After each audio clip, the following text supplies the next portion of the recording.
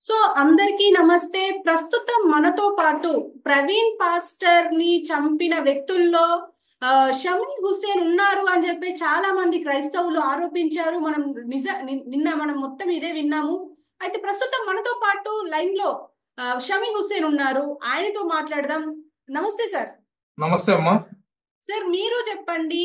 మీ పైన ముఖ్యంగా ఆరోపణలు వస్తున్నాయి, ఎందుకంటే మీ వీడియో బయట ఒకటి చాలా వైరల్ అవుతుంది. అందులో ముఖ్యంగా నేను చనిపోయే ముందు నిన్ను ఖచ్చితంగా చంపేస్తాను అని చెప్పేసి ఉంది. దీని గురించి మీరేం చెప్పదలుచుకున్నారు అసలు? అమ్మా, నేను చనిపోయే ముందర నిన్ను చంపేస్తాను అని చెప్పి నేను చెప్పానని చెప్పి ఏదైతే వీడియో ఉందని చెప్తున్నారో ఆ వీడియో అయితే నాది కాదు. ఆ మాట, ఆ ఓటు కూడా నా వీడియోలో నేను చెప్పలేదు. మొహమ్మద్ ప్రవక్తకు మీద అతను చేసిన అనుచిత వ్యాఖ్యల మీద అతనికి కఠినమైన భాషతో ఆ, నేను అతనికైతే మందలించిన మాట వాస్తవమే. కానీ నేను చనిపోయే ముందర నిన్ను చంపేస్తాను లేదా చంపుతాననే బోర్డు నా టోటల్ వీడియోలో ఎక్కడ కూడా నేను యూజ్ చేయలేదు. దాన్ని ఎవరైనా ఏదైనా మార్ఫింగ్ చేశారు ఏదో, నేను ఏం మాట్లాడి నేను ఏం అప్లోడ్ చేశాను ఆ వీడియో ఇప్పుడు కూడా నా పేజ్లో, నా ఫేస్బుక్లో, నా యూట్యూబ్ పేజ్లో అలాగే ఉంది అది. కాబట్టి ఆ వీడియో ఎవరో మార్ఫింగ్ చేసి దాన్ని గందరగోళం చేస్తున్నారు అంతే. సార్, మీరేమంటారు? అసలు ప్రవీణ్ పాస్టర్ చనిపోవడానికి గల కారణాలు ఏమై ఉండొచ్చు అంటారు? ఎందుకంటే మనం చూస్తున్నాము, హత్య అంటున్నారు, యాక్సిడెంట్ అంటున్నారు, అనుమానాస్పద మృతి అని మాత్రం అయితే అర్థమవుతుంది. మీరు దీన్ని ఎలా చూస్తున్నారు? అదే మేడం, అది మనం ఏ విధంగా చూడినా గానీ దాన్ని చూసినా గానీ దాన్ని నిర్ధారించాల్సింది పోలీసు వాళ్ళు. కాబట్టి ఇది అండర్ ఇన్వెస్టిగేషన్ ఉంది కాబట్టి దాని మీద ఎటువంటి వ్యాఖ్యలు చేయడం కూడా అది కరెక్ట్ కాదని నేను భావిస్తున్నాను madam. And post mortem report కూడా ఇంతవరకు రాలేదు. అండ్ ఏపీ ప్రభుత్వం మీద కూడా చాలా విమర్శలు వస్తున్నాయి. దీన్ని మీరు యాక్సెప్ట్ చేస్తున్నారా? చంద్రబాబు నాయుడు గారు ఒక సెక్యులర్ నాయకులు. ఇక్కడ ఉన్న ఎవరైతే ఆ రాజమండ్రికి సంబంధించిన ఎస్పీ గారు ఎవరైతే ఉన్నారో అతను చాలా మంచి ఎస్పీ గారు. కాబట్టి ఇన్వెస్టిగేషన్ ఒక రోజు లేట్ అవుతేమో కానీ ఇన్వెస్టిగేషన్ లో ఎక్కడ తప్పు జరగదు. నిజమైన సంఘటన ఏ విధంగా జరిగింది, అది యాక్సిడెంట్ జరిగిందా లేదా హత్య జరిగిందా లేదా హిట్ అండ్ డ్రైవ్ ఏదైనా జరిగిందా, అంటే ఒక బండి పోతున్న చేసి వెళ్ళిపోతాయి ఆ విధంగా జరిగిందా ఏందనేది అది ఖచ్చితంగా పోలీస్ వాళ్ళు తేల్చేస్తారు. ఇన్వెస్టిగేషన్ తేల్చి ఆ సంఘటన ఏ విధంగా జరిగింది, అది హిట్ అండ్ డ్రైవా లేకపోతే యాక్సిడెంట్ జరిగిందా లేదా అది దాంట్లో ఏదైనా కుట్ర కోణం ఉందా, ఎవరైనా అతనికి హతమార్చారా అనేది తేల్చాల్సింది పోలీసు వాళ్ళు. ఖచ్చితంగా ఎవరైతే రాజమండ్రి ఎస్పీ గారు ఉన్నారో అతనికి మంచి ఎక్స్పీరియన్స్, మంచి మంచి అధికారి అతను. అదే విధంగా ముఖ్యమంత్రి గారు డైరెక్ట్ గా దీంట్లో ఇన్వాల్వ్ అయి ఉన్నారు కాబట్టి ఎటువంటి పరిస్థితుల్లో కూడా ఇన్వెస్టిగేషన్ ఒక రోజు ఆలస్యమైనా కానీ వాస్తవాలు కరెక్ట్ గా ఆంధ్ర రాష్ట్రంలో ఉన్న పోలీసు వాళ్ళు దాన్ని బయట పెడతారు. ఆంధ్ర రాష్ట్ర ప్రభుత్వం ఈ సబ్జెక్ట్ టోటల్ గా ఇన్వాల్వ్ అయింది కాబట్టి ఎవరు తప్పు చేసినా వాళ్ళు తప్పించుకోలేదు. అంటే ఇప్పుడు మీ పైన అయితే ఖచ్చితంగా ఆరోపణ వస్తుంది, షమి అనే వ్యక్తే ఉన్నారు అని చెప్పేసి ప్రతి పాస్టర్ అంటున్నారు, ప్రతి క్రైస్తవుడు అంటున్నారు. అయితే మరి మీరేం చెప్పదలుచుకున్నారు? అసలు మీరైతే నేను లేను అని అంటున్నారు, అసలు నా వర్డ్స్ అవేం లేవు అని అంటున్నారు. అమ్మా, మీరు మరి మీరు ఇప్పుడు మీరు పోలీస్ చెప్పిన ఇన్వెస్టిగేషన్. మేడం, మీరు చెప్పిన వర్డ్స్ ని మీరు వాపస్ తీసుకోండి. నెల్లూరులో కూడా చాలా మంది క్రైస్తవులు ఉన్నారు, చాలా మంది పాస్టర్లు ఉన్నారు. ఎవ్వరు కూడా చెప్పటం లేదు. ఎవరి నిజమైన క్రైస్తవులు ఎవ్వరు కూడా ఆధారం లేకుండా ఇతరుల మీద నింద వేయరు. ఆ విధంగా నింద వేసే వాళ్ళు వాళ్ళు నిజమైన క్రైస్తవులు కాదు. ఎవరో క్రైస్తవుల పేరు మీద ఫేక్ ఐడీలు పెట్టుకొని కొంతమంది ముస్లింలకు క్రైస్తవులకు తగు పెట్టడానికి చేస్తున్న కుట్రలాగా నేను భావిస్తున్నాను ఇది. ఖచ్చితంగా నేను తప్పు చేసి ఉంటే ప్రభుత్వం నాకు వదలదు. ఇంకొకటి ఏంటంటే నేను ఒక స్వచ్ఛమైన ముస్లింని, అల్లాహకు ఆరాధించేవాడిని, మొహమ్మద్ ప్రవక్త మార్గంలో నడిచేవాడిని. మనం పవిత్రమైన రంజాన్ నెలలో చిన్న తప్పు చేసినా గానీ, చిన్న చీమని చంపిన పాపం చేసినా గానీ అల్లా మాకు క్షమించడు. అదే విధంగా ఇస్లాం ధర్మంలో మనం కోపంగా మాట్లాడినా గానీ ఇస్లాం ధర్మం అంగీకరించదు. కానీ అతను మొహమ్మద్ ప్రవక్త మీద అటువంటి వ్యాఖ్యలు చేసినారు కాబట్టి నా క్రోధాన్ని నేను కట్టలు తెంచుకొని అతనికి కఠినంగా మాట్లాడాల్సి వచ్చింది తప్ప అతనికి కానీ నాకు కానీ ఎటువంటి బంధుత్వం లేదు, ఎటువంటి శత్రుత్వం లేదు. యూట్యూబ్ లో అతని వీడియో పెట్టాడు. యూట్యూబ్ లో నేను అతనికి క్షమాపణ కోరమని చెప్పి అడిగినాను. అతని క్షమాపణ అడిగినాడు, ఆడికి అయిపోయింది. అంతేగాని అంతకు మించి అతనికి నాకు ఎటువంటి సంబంధం లేదు. అంటే అతను చేసిన ఆ ఆ మొహమ్మద్ ప్రవక్త గురించి ఆయన తప్పుగా మాట్లాడారు అని చెప్పేసి మీరు అంటున్నారు. ఓకే, మేము కూడా చూసాము. మీరు అంటే జనరల్ గా మీరు మాట్లాడింది ఏంటి? అసలు ఆ వీడియోలో నిజమైన మాటలు ఏముండే? అమ్మా ఒక మాట అమ్మా, మీకు గాని మీ తల్లికి గాని మీ బిడ్డలకు గాని లేదా మీ కుటుంబానికి ఎవరైనా తిడితే మీరు గమ్ముగా కూర్చుంటారమ్మా? మిమ్మల్ని సృష్టించిన సృష్టికర్తకి అంటే మీరు గమ్ముగా కూర్చుంటారా? ఇప్పుడు అతను చనిపోయి ఉన్నాడు, అతని భగవంతుడికి సమాధానం ఇస్తున్నాడు. చచ్చిపోయిన వ్యక్తి గురించి మనం చెడ్డగా చెప్తే ఆ భగవంతుడు కూడా మాకు క్షమించాడు. కానీ మీరు అడుగుతున్నారు కాబట్టి ఒక సంఘటన చెప్తాను. అతని పేజీలో మీరు వెళ్ళి అతని వీడియోలు చూడండి. శ్రీరామచంద్రుడిని మర్యాద పురుషోత్తముడు అంటారు. అదే విధంగా స్త్రీ జాతికి కోహినూరు వజ్రం లాంటిది సీతాదేవి అంటారు. అటువంటి సీతాదేవి గురించి, శ్రీరామచంద్రుడి గురించి అతను చేసిన వ్యాఖ్యలు ఒకసారి మీరు కానీ వింటే మీరు నాతో ఇంటర్వ్యూ కూడా చేయరు. అతను సీతాదేవికి శ్రీరామచంద్రుడు చెప్తాడంట, నిన్ను రమణాసురుడి దగ్గర నుంచి విడిపించుకొని వచ్చింది కేవలం నా రాజధర్మాన్ని నిర్వహించడానికి, నీ మీద ప్రేమతో కాదు. నీకు కానీ ఇష్టం కానీ అయితే నువ్వు లక్ష్మణుడి తోడు కానీ, భరతుడి తోడు కానీ, సుగ్రీవుడి తోడు కానీ, లేదా ఇంకొక అతని తోడు నువ్వు పెళ్లి చేసుకోవచ్చు, నువ్వు వెళ్ళిపోవచ్చు అని చెప్పి శ్రీరామచంద్రుడు సీతాదేవి గురించి మాట్లాడినాడని చెప్పి కూడా అతను వీడియో పెట్టున్నాడు తల్లి.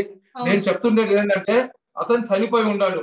అతను ఏ విధంగా మనుషుల్ని రెచ్చగొడతాడు, రెచ్చగొట్టిన దాని వల్ల అతనికి ఏం లాభం, ఏం ప్రయోజనం ఉందో ఇప్పుడు మీరు ఒక మాట చెప్తున్నారు. నేను చంపేస్తానని చెప్పి అతను పోస్ట్ పెట్టున్నాడని చెప్పి. ఆ పోస్ట్ ఎప్పుడు పెట్టాడు? అతను జనవరి నెల 30వ తేదీ 31వ తేదీ పెట్టాడు. ఫిబ్రవరి మార్చి నెల 2వ తేదీ అదే ప్రవీణ్ పగడాల పేజీలో మీరు చూడండి.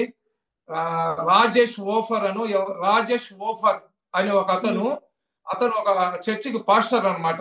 అతని చర్చిలో ప్రవీణ్ పగడాల తల నరికేయండి అని చెప్పి చెప్పాడని చెప్పి అతనే పోస్ట్ పెట్టి ఉన్నాడు.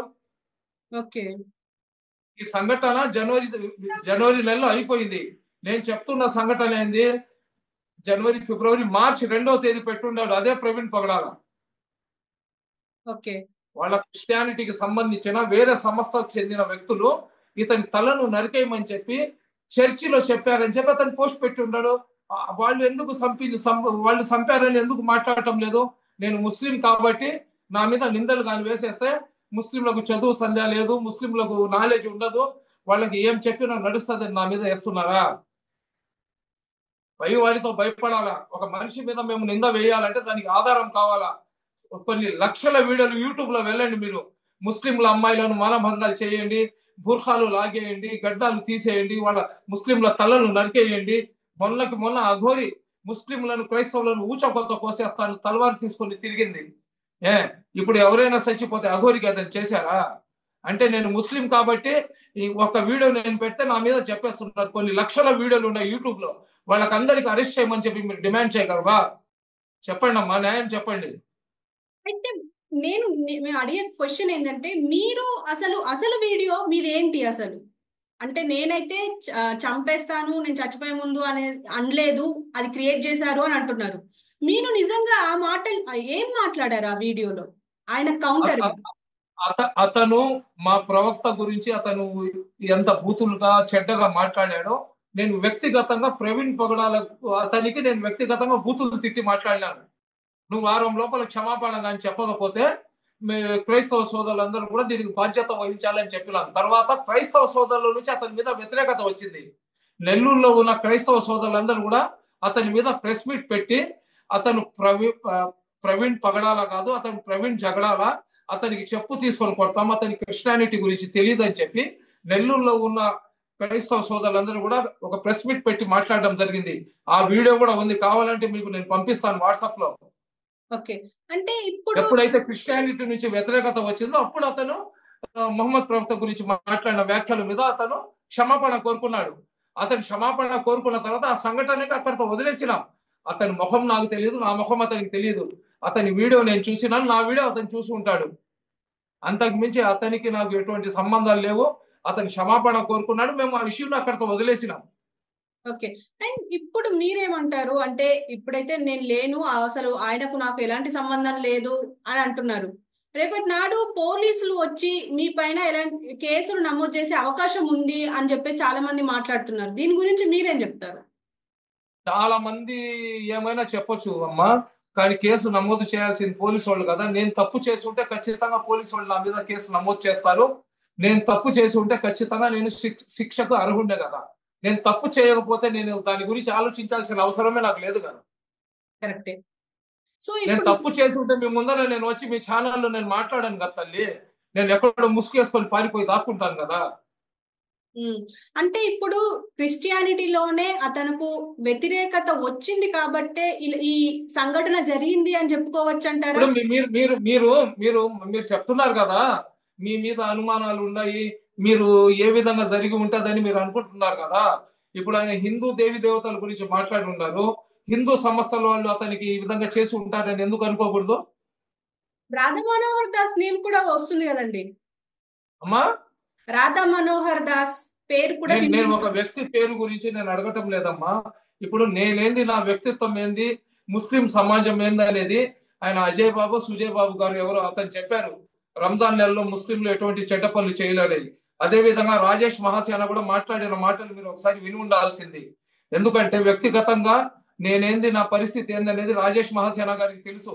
అదే విధంగా ఏదైతే మణిపూర్ సంఘటన జరిగిందో రాష్ట్రంలో అందరికన్నా ముందర అక్కడ క్రైస్తవుల మీద జరుగుతున్న దాడులకు నిరసనగా నెల్లూరులో మంచి వర్షం ఉంటే వర్షంలో కూడా 400 మంది మహిళలతో మేము నెల్లూరులో ప్రొటెస్ట్ చేసినాం. అదే విధంగా క్రైస్తవులకు ఏ ఇబ్బంది వచ్చినా గానీ వాళ్ళకన్నా ముందర నేను రియాక్ట్ అవుతాను. నెల్లూరులో ఉన్న ఏ క్రైస్తవ సోదరికి అడిగినా గానీ మీరు దాని గురించి వాళ్ళు మీకు చెప్తారు. అంటే ఇప్పుడు అసలు ఈ హత్యకి అంటే ఈ ఘటనకి నాకు ఎలాంటి సంబంధం లేదు, కానీ నన్ను అనవసరంగా ఇరికిస్తున్నారు అని చెప్పేసి అయితే అంటున్నారు మీరు. ఖచ్చితంగా నా మీద కావాలని ట్రోలింగ్ చేస్తున్నారు. అదే విధంగా ఎవరైతే క్రైస్తవులందరూ కూడా చెడ్డోళ్ళని నేను చెప్పటం లేదు, కానీ క్రైస్తవులు ఉన్న ఎక్స్ట్రీమర్స్ ఎవరైతే అతువాదులు ఉన్నారో, ఎవరైతే ఉగ్రవాదులు ఉన్నారో వాళ్ళైతే నన్ను చంపేస్తాను, పొడిచేస్తాను, నరికేస్తాము, నిన్ను అది చేస్తాం ఇది చేస్తామని కామెంట్లు చేస్తున్నారు. ఈ రోజు నేను మన రాష్ట్ర ముఖ్యమంత్రి గారికి, డీజీపీ గారికి, ఉప ముఖ్యమంత్రి గారికి, హోమ్ మినిస్టర్ గారికి, అదే విధంగా గౌరవ హైకోర్టు జడ్జి గారికి, మానవ హక్కుల సంఘానికి, మైనార్టీ కమిషన్ కు ఒక బహిరంగ లేఖ రాసిన. నా మీద అనవసరంగా ఈ విధంగా ట్రోలింగ్ చేస్తున్నారు. ఎవరైతే ఎక్స్ట్రీమర్స్ ఉన్నారో వాళ్ళ వల్ల నా ప్రాణానికి హాని ఉంది. నేను తప్పు కాని చేస్తుంటే విచారించి నన్ను అరెస్ట్ చేసి నా మీద కేసు పెట్టండి. నేను తప్పు చేయకుండానే నా మీద ఈ విధంగా ట్రోలింగ్ చేస్తున్నారు. వాళ్ళ వల్ల నాకు ప్రాణహాని ఉంది. నాకు కానీ ఎటువంటి నష్టం జరిగినా కానీ దానికి పోలీసు వాళ్ళే బాధ్యత తీసుకోవాల్సి వస్తుంది. కాబట్టి నాకు రక్షణ కల్పించండి అని చెప్పి నేను ఒక బహిరంగ లేఖ కూడా ఈరోజు పెట్టడం జరిగిందమ్మా. ఓకే. అయితే ఇప్పుడు ప్రవీణ్ పగడాల హత్యకి సంబంధించి మనం ఇంతవరకు మాట్లాడుకున్నాం. అయితే మీరు కూడా అంటే ఎలాంటి సంచలనమైన వ్యాఖ్యలు చేయలేదు అని చెప్పేసి మీరు అంటున్నారు. ఓకే, కానీ ఇప్పుడు సంచలనమైన వ్యాఖ్యలు నేను చేయలేదని నేను చెప్పటం లేదమ్మా. అతనికి నేను బూతు మాటలు మాట్లాడినాను. ఓకే, బూతులు మాట్లాడారు. వ్యక్తిగతంగా ప్రవీణ్ పగడాలకి నేను బూతు మాటలు కూడా మాట్లాడినాను. ఆ మాటలు మాట్లాడడానికి ఇస్లాం ధర్మం మనకు అనుమతి ఇవ్వదు. అయినా కానీ నేను మాట్లాడినానంటే అతను ఏ విధంగా ప్రవక్త గారి గురించి చెడుగా చెప్పుంటారో అది ఒకసారి మీరు ఆలోచించండి అంటున్నా. ఓకే, సో ప్రస్తుతం మీరు కానీ అమ్మ ఒక చిన్న మాట మాట్లాడతానమ్మా. మీరు చాలా సీనియర్ జర్నలిస్టు, ఎన్నో డెబిట్లలో కూర్చొని ఉన్నారు. రెండోది ఏంటంటే అసలు జర్నలిజం లో ఒక మంచి నాలెడ్జ్ ఉన్న మహిళలో మీరు కూడా ఒకరని చెప్పి మా మిత్రులు చెప్పారు మీ గురించి. ఇప్పుడు ఒక భర్త చచ్చిపోతే ఆ భార్య వచ్చి పోస్ట్ మార్టం రిపోర్ట్ వద్దని ఎందుకు చెప్పిందమ్మా? దాని గురించి ఏదైనా ఆలోచించారా మీరు? ఖచ్చితంగా ఎందుకు వద్దన్నది. ఇప్పుడు రెండు తెలుగు రాష్ట్రాల్లో క్రైస్తవులే కాదు ప్రతి ఒక్కరూ నేను కోరుకుంటున్నది అదే. చెప్పింది వినండి తల్లి. అమ్మ నేను చెప్పింది వినండి అమ్మా. ఇప్పుడు సంచలనం చేసిన కేసు అది. కానీ వాళ్ళ మిస్సెస్ వచ్చి పోస్ట్ మార్టం రిపోర్ట్ నాకు వద్దు అని చెప్తే వాళ్ళ బ్రదర్ వాళ్ళ బావమరిది ఎవరో వచ్చి సంతకం చేశారని చెప్పి ఈ డెబిట్లలో చెప్తున్నారు. అదే విధంగా రంజిత్ ఓఫర్ అని చెప్పి ఎవరైతే అతను పాస్టర్ హైదరాబాద్ కి చెందిన వ్యక్తి ఉన్నాడో అతను చర్చిలో ఇతను తలకాయ నరికేయండి అని చెప్పి అతని చర్చిలో ఇతను ఎందుకు చెప్పారు దాని గురించి కూడా మీరు డెబిట్ పెట్టండి. ఖచ్చితంగా ఖచ్చితంగా పెట్టండి అమ్మా. ఎంతసేపు ఒక ముస్లిం దొరికినాడని చెప్పి అందరూ అన్ని రకాలుగా ఏ టీవీ ఎత్తుకున్నా ఏ యూట్యూబ్ ఛానల్ తీసుకున్నా ఏసి ఉతికి ఆరేస్తే ఎలాగ తల్లి? మేము కూడా మనుషులమమ్మా, మేము కూడా భారతీయులము. ఒక మనిషి ప్రాణం తీసేంత క్రూరం అయితే కాదు. మా ప్రవక్త గురించి అతను చెప్పిన మాటలు నేను జీర్ణించుకోలేక నేను రివర్స్ అయినాను. ఓకే, అంటే ఇప్పుడు కావాలనే మత కలహాలు సృష్టించే విధంగా ఇప్పుడు ప్రవీణ్ పగడాల కేసుని ఇలా చేస్తున్నారు అనుకోవచ్చు అంటారా?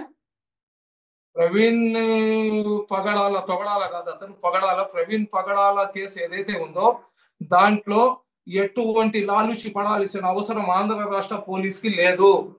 ఎందుకంటే అతను ఆంధ్ర రాష్ట్రంలో అపోజిషన్ లీడర్ కాదు, ఆంధ్ర రాష్ట్రంలో పొలిటీషియన్ కాదు, అతను క్రైస్తవ మత బోధకుడు అతను. కాబట్టి ఎటువంటి పక్షపాతం లేకుండా, ఎటువంటి ఎవరు తప్పు చేసిన వాళ్ళు తప్పించుకునే ఎటువంటి ఆస్కారం లేకుండా చాలా జాగ్రత్తగా, చాలా క్షుణ్ణంగా ఆంధ్ర రాష్ట్ర పోలీస్ ఆ కేసుని ప్రిస్టేజ్ గా తీసుకొని ఉంది. ఖచ్చితంగా దోషులు ఎవరో వాళ్ళందరూ కూడా ప్రజల ముందుకు తీసుకొని వచ్చి నిలబెడతారు. ఓకే, థ్యాంక్ యూ షమి గారు, thank you very much.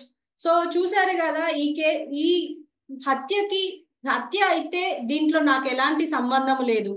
Accident అయితే ఇంకా ఇంతవరకు రిపోర్ట్ రాలేదు కాబట్టి ఇంకా మనం ఏం నిర్ధారించలేము అని చెప్పేసి షమి అంటున్నారు. ఆయన వీడియోకి నేను కౌంటర్ గా మాట్లాడాను, కానీ ఆ కౌంటర్ లో నేను బూతులు మాత్రమే మాట్లాడాను, చంపుతాను, నరకేస్తాను లాంటివి వాడలేదు.